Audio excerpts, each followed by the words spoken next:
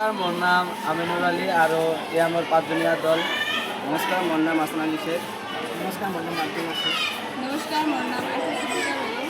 নমস্কার, মোর নাম অঞ্জনা বেগম। বিকশিত ভারত জিন্দেশন 2025-এর একটি কার্যসূচী হিসাবে একটা ফ্লোয়ার ব্যাচ বা ফুলদানি হাজি উলিয়াইছে। থিম আত্মনির্ভরশীল ভারত, শিরোনামা পেলোনিয়া পনিৰৰ টিন আৰু পেলোনিয়া ৰঙীন কাগজ পুনৰ ব্যৱহাৰ কৰি ফ্লোয়াৰ বেস্ট বা ফুলদানি নিৰ্মাণ।